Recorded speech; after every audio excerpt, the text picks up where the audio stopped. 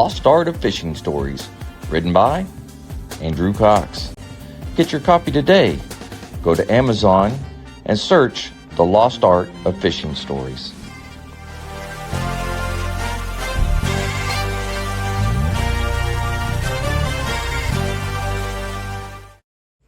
The Lost Art Project, Veteran Voices with Andrew Cox. Preserving history, one veteran story at a time. Marine Corps League and Till Valhalla Project Ambassador. Thanks for tuning in to the podcast that's given a voice to our veterans. The Lost Art Project, Veteran Voices with Andrew Cox. Hello, my friends, and welcome back to the Lost Art Project, Veterans Voices. We're going to have a great show for you today. But before we get into the episode, are you enjoying the podcast? And make sure you go to the website. That's thelostart.podbean.com. Go check us out, see what we're all about. There are a couple ways you can help support us here at the podcast. You can always go to that website, click on that one-time donation link. You can become a patron, and that's a monthly donation. Heck, you can just go get you some cool merchandise. We got all kinds of good stuff, hats, shirts, all kinds of stuff. Or if you want to advertise, you can advertise right here on the podcast. A big shout out to the Till Valhalla Project out there doing great things. If you don't know anything about them, go check them out. Even if you do know something about them, go back, check them out again. And if you can do anything to help them, it would be much appreciated. You can find them at tillvalhallaproject.com.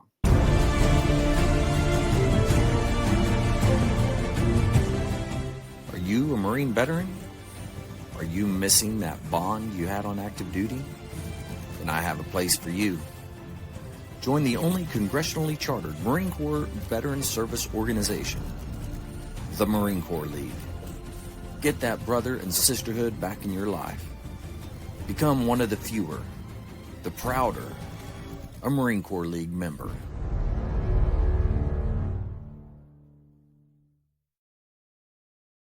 All right, here we are. We're back.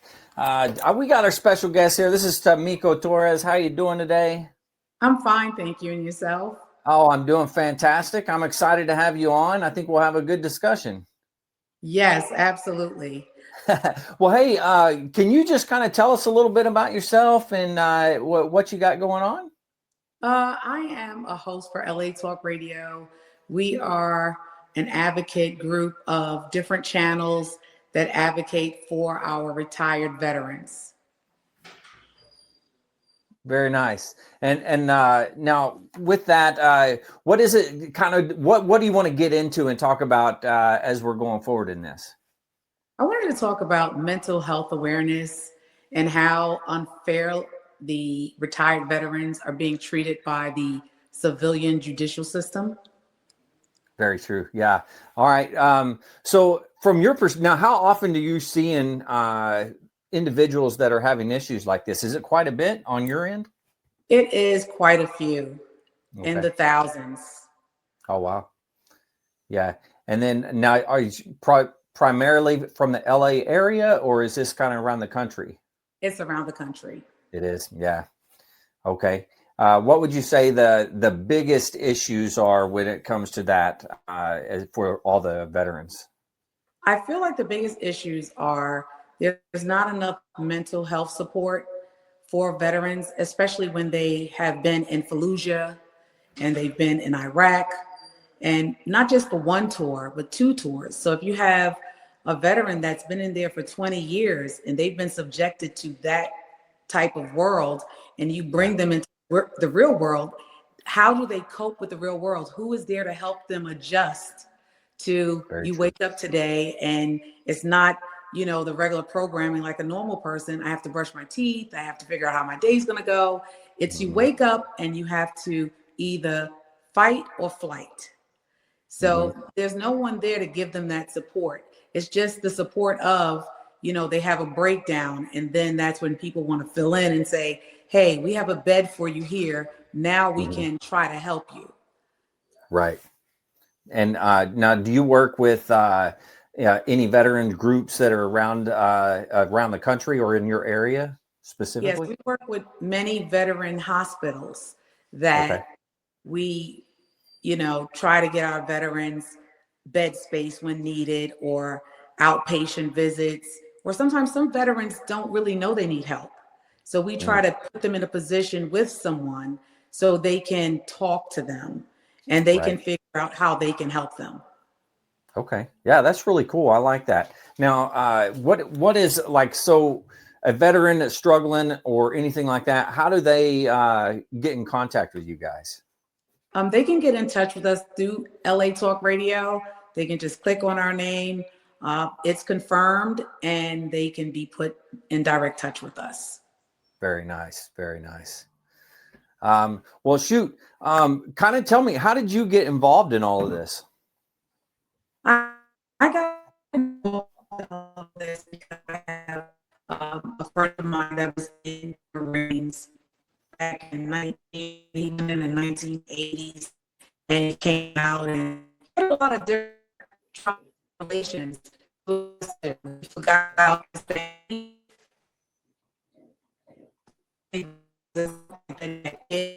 And it was a little traumatizing for him, trying to get readjusted to kids that, were created, and he went back and coming out and not even knowing how to adjust to, being a father. So these are the type of things that have got me embedded into helping veterans, because I had to see and witness that whole transition, and it wasn't a good feeling.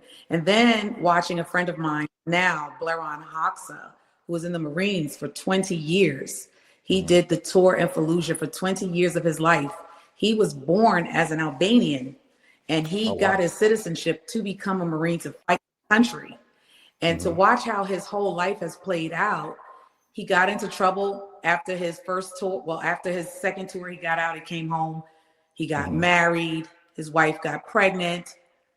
He never got a chance to be a part of that kid's life, because 1 week, his whole life changed. It was, some people at the gas station trying to bully him, and he felt like he had to defend himself because these people had guns. So he, in his mind, he probably thought he was getting ready to go to war. The transition, you're just getting out. How do you handle this type of situation? They're beating on the glass. They're telling you, hey, buddy, you got to get out of the way. And before you know it, it happened so fast. He shot 2 guys. And when he snapped back, he didn't even realize what he did. Oh, wow. So, that was one particular crisis in his life that he had to endure. And he did 8 years in civilian prison for that situation. Wow. And then he gets out after doing the 8 years.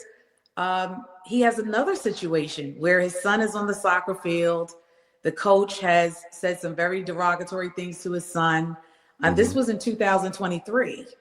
So this was 1 week in coming home from that 8-year stint. And, his son says, hey, Dad, the soccer coach made racist remarks to me. So, he's crying, he's angry, and the coach is, in Marine Hoxha's face, pointing, shouting. So all he could probably think of is, I have to go to war.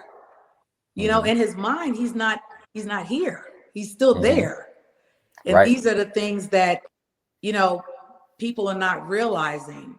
Our retired veterans are suffering. They want to just keep them drugged up on pills without any therapeutic help, because the jail does not offer that. So he's been in Manassas, Virginia jail for 2 years, no bail, won't grant him bail, because according to them, he's a trained killer. We can't let this trained killer back out on the streets. Not knowing this is a mental health crisis that's going on. So, the coach, that's huge, that the mental health aspect of everything. And you're right about the pills as well. It seems to be that is the go-to a lot of times, is the pills. And I think there's a place for it and a time for it. But hopefully somebody doesn't stay on it forever. And hopefully they get that mental health aspect of it to be able to get them back on the right track. It's Go ahead. Important to get them off of the drugs, because it's like they're still stuck in, whatever tour they were in. So just trying to bring awareness to getting our veterans the right help once they leave service, and get them back home to being, somewhat normal, because they've endured a lot. And just Right. hearing some of the stories from retired Marines that I know personally, such as them having to, kill, and just, it doesn't matter who you are, mother, father, child, Yeah. doesn't even, a grandfather, doesn't even matter. That's the instructions they have, and they have to follow through with it. So that can bring on a lot of trauma and Yeah. mental stress, Yeah, and a lot of absolutely. people don't realize that PTSD is very real. Hmm. They ignore that fact. When a veteran says, I'm hearing this and I'm hearing that, and they say, well, take this, it'll go away. But there's no real therapy for it. Yeah. And in my opinion, the therapy aspect of it is the most important part.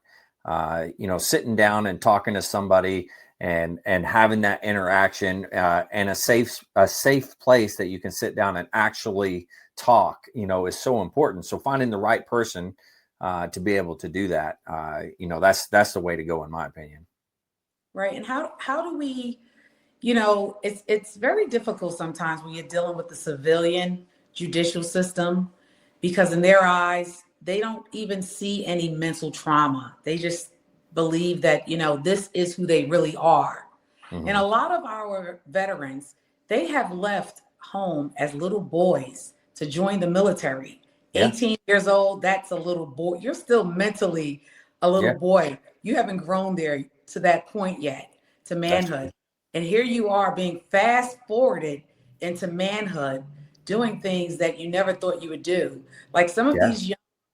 these young veterans now, well, they're old now, but in their younger days, they sit down and they cry about the things that they had to do, and things that they could never talk about.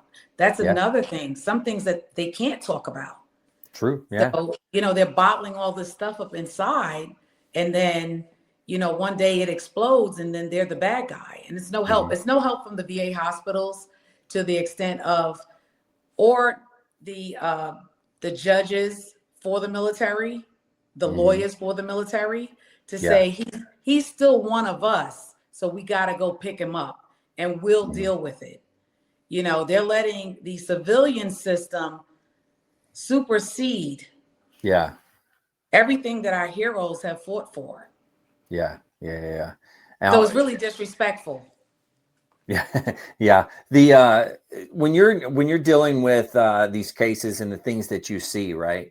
How, what are the kind of the impacts that you're seeing from the civilian side to the military side?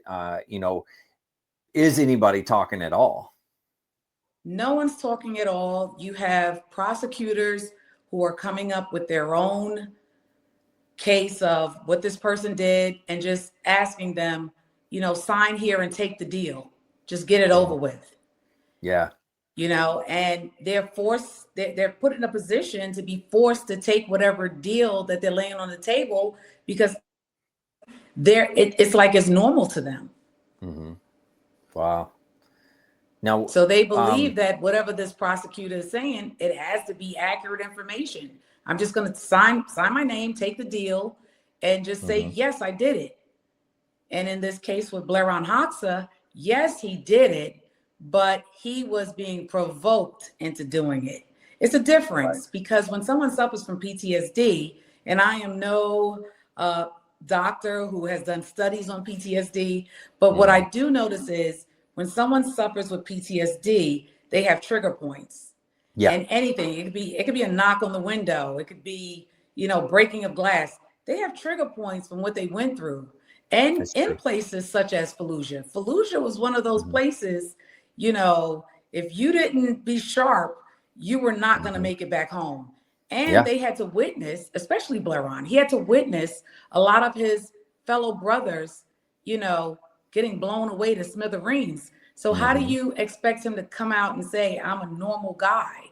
And you having to drag, not even the whole body, but half of the body back across the field, just so you can send that body back home, Yeah. to the parents or the loved ones.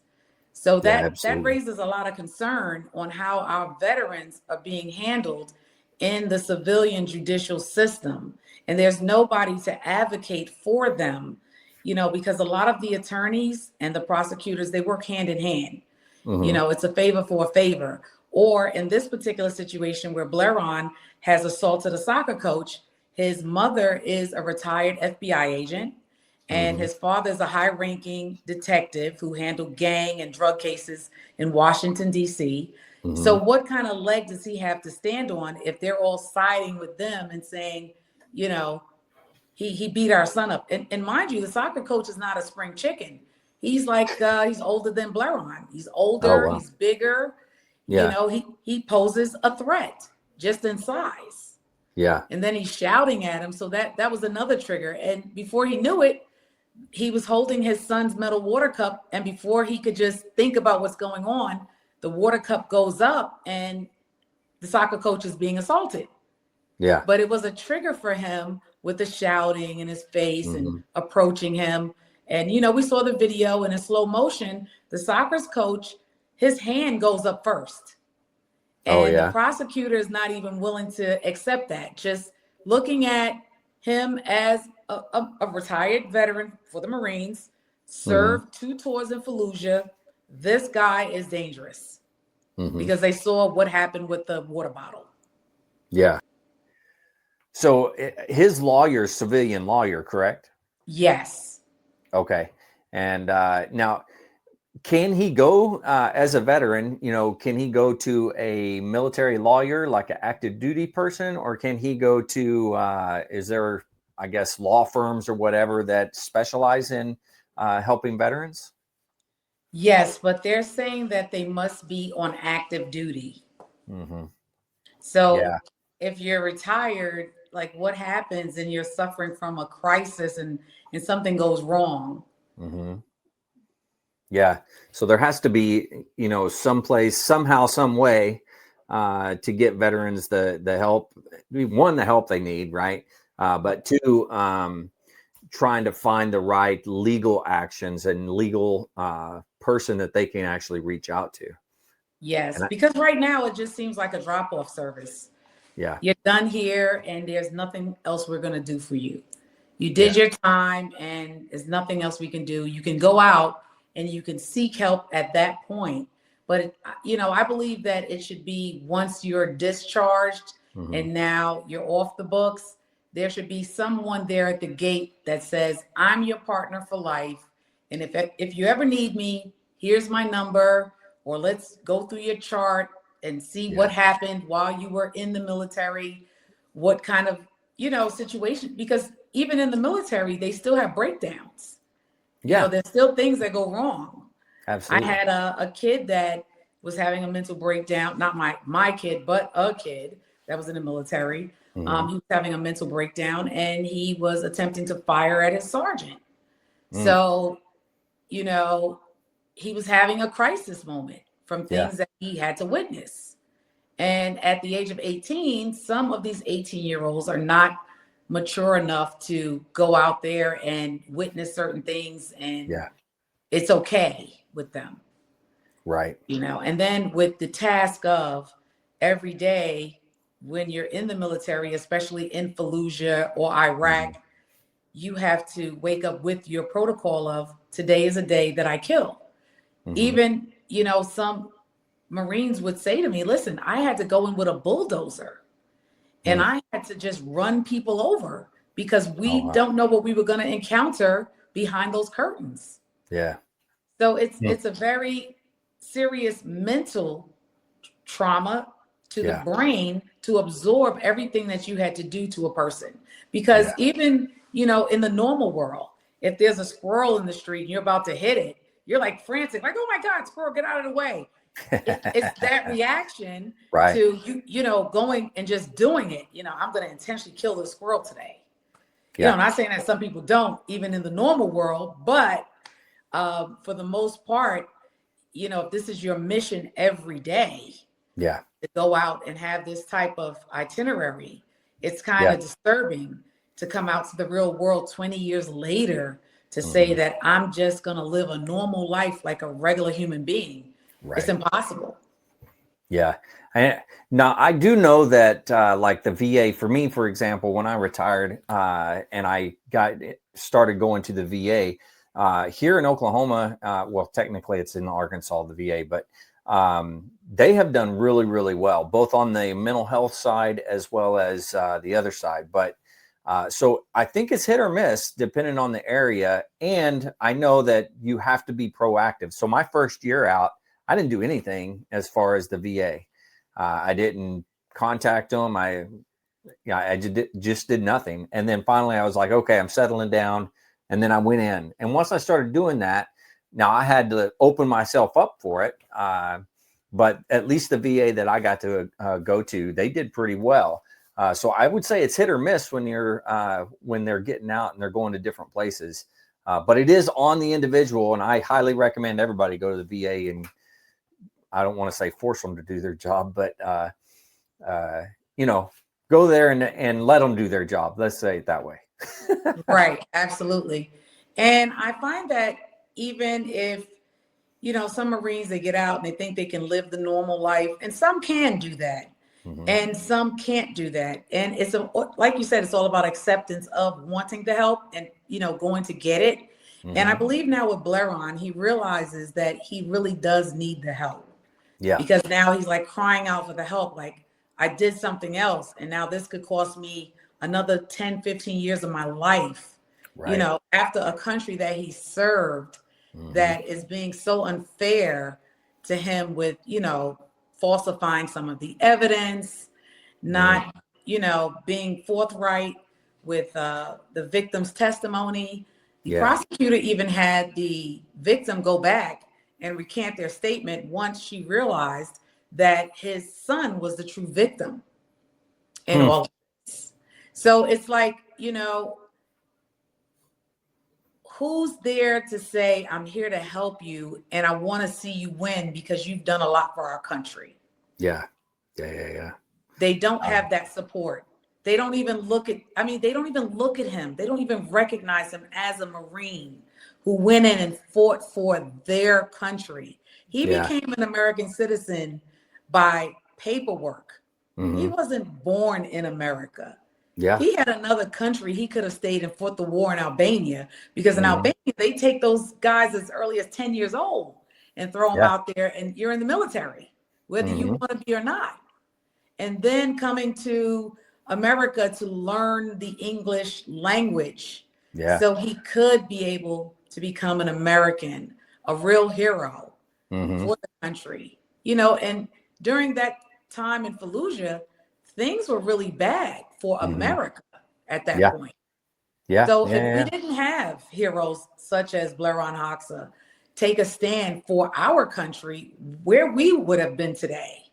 It's kind of behoovering in the mind of, you have people fighting this war, and then the president of the United States won't even step up, or someone from Senate or Congress won't say, because in Senate and in Congress, you do have retired veterans that should be looking out for the veterans, especially if they're getting into trouble, and saying, how can we help? Can we get him out of this situation, to put him into a VA hospital where he's confined there, maybe to get him the real help that he needs? Because he's in jail right now, just taking medicine. Who's doing the monitoring? There's no monitoring there. It's just a pill line. You have to just take this medicine every day. There's no therapy along with those drugs. Yeah, that's a good point. If he needs the drugs, that's fine. But along with the drugs, let it be some kind of therapy, so he can get through the transition of being back to normal before he went into the military. His family doesn't even know who he is anymore. And that's the real sad part of the truth. And he's married. His wife has been there. She's cried to me. She says, I just don't know how to help him. And reaching out to the VA for help, saying, listen, my husband needs help. And unfortunately, every situation is just too late to get the help that he truly needs. And not only for Blerand, but other veterans that are out here, You know, they're singing on the street through combs. They think they're musicians. They have tipped the rocker. I mean, I couldn't believe I saw one Marine. He was just homeless and clueless of who he really was. And he was married to a friend of mine. And he would actually like forget he was married. And they would call her from different places, like train stations, like transit police will call her and say, we found your information in his wallet. So, because she put a little note in there, if he's ever lost or locked up, I'm his wife. Yeah. He's a retired Marine and he just doesn't remember sometimes. Wow. And he also did 2 tours in Iraq. So he really doesn't know who he is. And you know, these are the things that separates families. Yeah. Because he disappears, and the only way she can find out if he's dead or alive, she has to get a phone call. The last time she thought he was dead somewhere, he got a call. She got a call from another woman. And the woman says, I am married to your husband, because she went in his wallet and saw the picture. He had her picture, the kid's picture in his wallet, and behind it was her phone number. Wow. And she called and said, I'm married to your husband. He didn't know that he was already married. Wow. So these are some of the tragic things that these veterans have to go through, and there's really no help for them. And they can be on medication and getting therapy, but the therapy has to be consistent. Yeah. Oh, You yeah, know, absolutely. I do notice when I started calling around for Blerand, especially, you know, it was one doctor available, talked me through it. We got a bed for him. And then she disappeared. She fell off. They're like, well, she's no longer here. So now there's a new doctor, and now he's gotten accustomed to that doctor opening up, sharing some things through the telephone at the jail. He's built a communication relationship, and now she's no longer there. So now he's like, well, I don't want this person. I want the person I had. And she's no longer there. So what do you do? So it has to be a consistent, you know, relationship going on. You have to, yeah, it's just like anything, you know, you have to be able to trust a person to be able to open up to that person. So having that consistency with an individual allows you to be able to open up and, you know, talk about more and more stuff that needs to be talked about. So.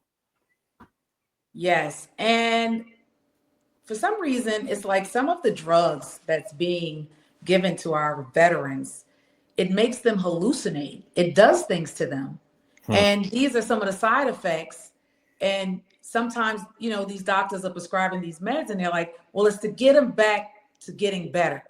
When it's actually bringing them down to another level of depression. That's why it's so much suicide with retired veterans. Yeah. They can't seem to get rid of the voices. They can't seem to get rid of those pictures of what they did. And they have no one to talk to because they're given strict instructions.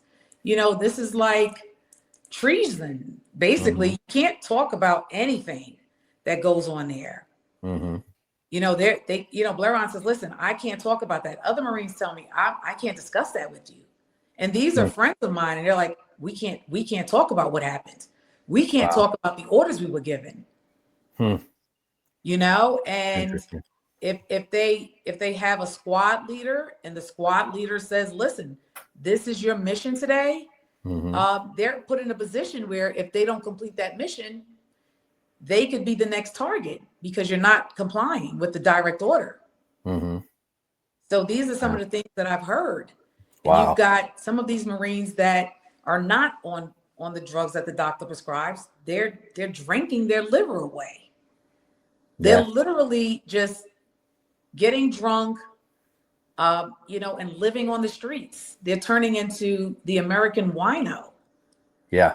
And it's no help for them. You know, I've seen plenty of times where the officer would be in the train station and they would know that this guy, oh, he's a retired veteran and he's sleeping on the bench. They'll wake him up, shake him up, and just, you know, put him out of there. Instead of saying, you know, this is a protocol. Maybe different law enforcement agencies need to have a protocol on how they handle our retired veterans because Yeah. there's no protocol put in place. And there's Yeah. no That's a advocate good point. to say, this is what needs to take place, regardless of what happens, what's the nature of the crime that takes place. This is how we have to handle our retired veteran because you don't know their condition. There's not even a little Medi card that says PTSD. There's nothing. You have your VA card, but what is it, what does it describe as an indication that this retired veteran suffers from some type of mental health crisis? Right. They could be grabbing on him, pulling on him, and then he has a mental breakdown, and then he's fighting with the officer. Now he's Yeah. arrested for assault on a police officer. There's no identity with our retired veterans to say this is their standing. And this is the part that's missing. There needs to be an advocate on the inside of all military personnel and retired military personnel to say this is their status. Yeah. So they can be handled better. Yeah. Like Most like the definitely. ID bracelets, if they have a heart condition, you know that they have a heart condition. Yeah. So giving them some type of ID status would be something that, maybe we can advocate for Yeah. our veterans Absolutely. before they leave, and then there's no help. And then you have a whole bunch of heroes that basically fought for our country and some of them their country as well, but they have no help. Yeah. They have no justice for them. Yeah. And, I would imagine, I've doing the podcast, I've got to meet a lot of different individuals, a lot of nonprofits that are out there helping and doing different things. Now, I've not found a nonprofit that's specific to this situation. And maybe there's one out there. I don't know what it is, but I'd be curious to know. And then hopefully, maybe if somebody's out there, this might be the passion, they can start a nonprofit for this. Yes. And I noticed I reached out to a lot of nonprofits that help with mental health crises and stuff like that. But I spoke to one nonprofit and they basically said a lot of their funds go to their admin costs. Interesting. Huh. Yeah, I don't know if that's right. I don't know how that works necessarily, but I don't know. It seems weird. So their funding is very limited Yeah. because they have staff, they have overhead, they have rent. But I was under the impression once those funds are delivered to that nonprofit for that cause, that you're supposed to spend that money on that cause, which is helping the veterans, get to the next stage of what's needed for them, not because you have to pay someone's salary of $350,000 a year. And Well, I after do know that there are, you have to pay people to work at the nonprofit and stuff like that. So there is overhead. I just don't know how much overhead, that can't be, I can't imagine that it would be all of the money. Right. But there is an overhead for sure. Depending on building, right. If they've got rent or owning a building, whatever the case may be, paying for the therapists that come in or whoever it may be, lawyers, doctors, whatever. Right. So what I do is once I hear they got admin fees and all this overhead, they have limited funding now to help our veterans, I go to their 990 filing to see who is actually getting paid and how much they're paying themselves. Yeah. And I've seen salaries as high as $350,000 a year, and other salaries within the six figures of, I guess that's their overhead, just to shuffle around paperwork and say they're doing something to help the veterans. But this is not, in fact, the truth, because the 990 filing tells everything. Every dollar is accounted for, and it's very minimum, at the bare minimum, it's not even going to our veterans. Yeah.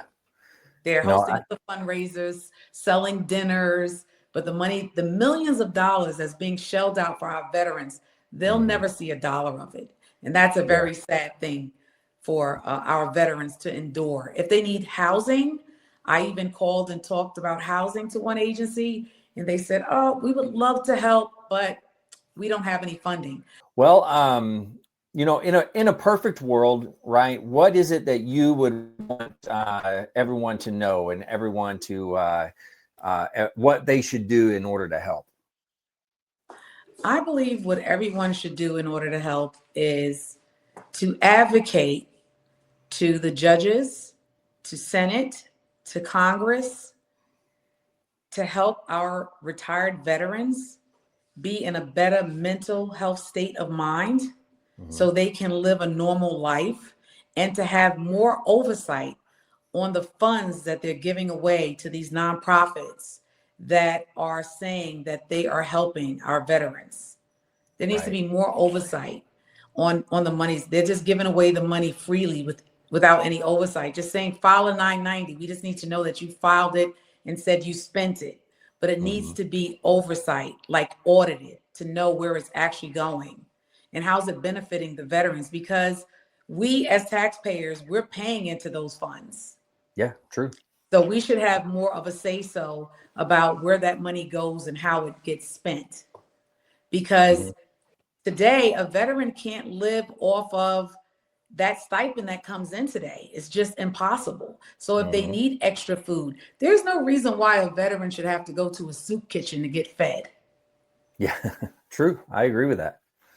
It's just, it should be more available opportunities. And the only way that we can fight this battle is to petition Congress and the senators and people that have the decision making on where these funds go and how they're allocated. I Yeah. believe that we can make a difference, but it's not just you or I. It takes more than just you or I to make this happen. We have to come together as a whole to True. make them do something about it. Petition it, get other veterans to sign off on it and Yeah. say, yes, we're being treated, I hate to say it, but effed up, for all Right. we put in. You got veterans running around here with limbs missing. There's no reason why they have wheelchairs that are not remote, where they can be remote control and they can, have a better way to get around.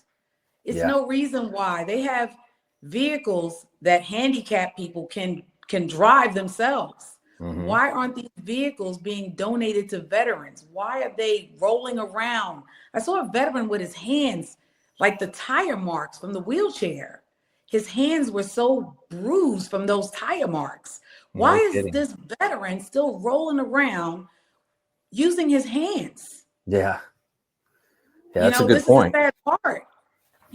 And just overall health care, even with some of the veteran administration hospitals, the VA hospitals.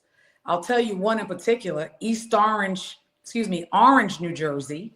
They treat these veterans like they're nothing. Mm. You have to wait months to get an appointment just for your health. Yeah. If That's you're having a unfortunate. mental crisis in Orange, New Jersey, they make them go check in to the psych ward in the hospital before they'll take them in. So they have them do an intake.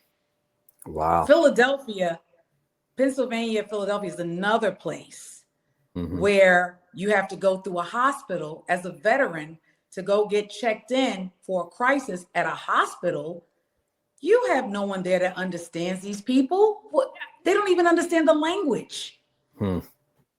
So how does a veteran get the right help? And then they keep them in the hospital for 72 hours for evaluation.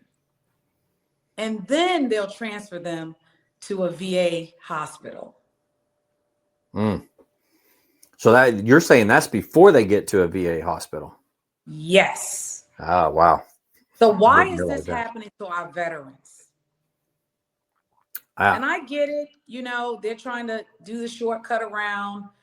They don't want to pay doctors or psychiatrists to attend to the veterans. So what I'm noticing now, there's a lot of physician assistants in the VA hospital that are not properly trained, that's handling our veterans and don't know how to properly treat them. Yeah. Those are all good points. I mean, there has to be Well, the VA, what's it called? Shoot, who's the head of the VA? Do you remember the VA? I can't remember his name. I forgot his name as well. Yeah. Anyways, have you guys reached out like to the top brass up there and voiced your opinions up there? Yes, and he's never responded. It's always been an administrative assistant. Mm-hmm. We appreciate your concern, and we'll have someone reach back out to you. And nobody ever has reached back out. No one has ever reached back out. That's unfortunate. I think you just got to find the right person, I think, to be able to make connections. Someone who cares. What's that? Someone who cares. Absolutely. Someone who cares and somebody that has the right connections. I unfortunately don't have the right connections right now for you, but maybe if somebody's out there that does have the right connections, then we can put in contact with you so you can get this going, and that'd be good, right? Yes, that would be really great, especially for Blerand Hoxha. He's been through a lot. And like I said, he's one of our heroes. There was a gentleman, I don't remember his name, but he was the king of Fallujah, they called him, during that tour back in 2006. And he was the one that was giving the direct orders to, eliminate everyone. And they actually had made a cemetery because of all the bodies. Oh, wow. One area in Fallujah was a human cemetery where they had dogs running around with limbs and heads. So he was called the dog of Fallujah. And they actually, one Marine had the dog with the body part tattooed on his knee because that's what he had to witness. So getting it tattooed on, I guess, is something he will never forget. Mm-hmm. Yeah. Yeah. And also, say it again. Congress has given, this was in 2003, Congress already had given Fallujah and Iraq $18.5 billion to rebuild. So you had our military go there and jeopardize their lives, and a lot of them lost their lives, to just say, okay, we're going to knock everything down to rebuild it. So again, us as taxpayers, we're paying for the war when we shouldn't be. Yeah. Wow. Well, is there anything else that maybe we missed that we didn't cover that you'd like to talk about? Well, there is a fundraiser right now for Blerand Hoxha, and this is on, I forgot the name of the site. It's called GoFundMe. Okay. And it has his name on it, Blerand Hoxha, Blerand Hoxha, Hoxha. And we have a show running that speaks of all the details that what happened to him that day that he got arrested again. And we also have testimony from his son, who's 10 years old, that we aired as well to tell what really happened that day and how his dad was not at fault. So this is a lot for a 10-year-old. Oh, yeah. To endure. And this kid, he's waking up. His mom says she had to put him in therapy as well because he's waking up having nightmares of what happened that day. Yeah. So you got the whole family just traumatized behind this whole event. So we have a fundraiser going for Blerand Hoxha right now. Okay. And that's to raise funds for help his family, and then also help with lawyers and those types of things. Yes. Yeah. And to keep his show on the air as well. Okay. Very nice. All right. Well, I'll be sure and put that on I'll get the exact location of it from you if you don't mind sending that to me so I can put it in the comments. But yeah, thanks for coming on and talking about this. This is all good stuff and stuff that needs to be talked about. So thanks for coming on and sharing. Thank you, and have a wonderful day. All right. You as well.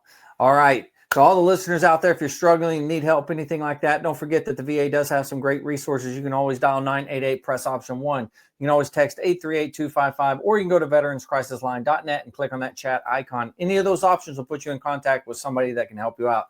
But remember, one veteran life loss is one too many. I care about you. I know this lady here cares about you. The whole veteran community cares about you. So please reach out for help. And if you're out there, you're not struggling, reach out to the buddies you served with. Ask them how they're doing. If they need that helping hand, please give it to them. All right. One last time. Thank you very much for coming on and sharing. To all the listeners out there, stay motivated. Change your socks.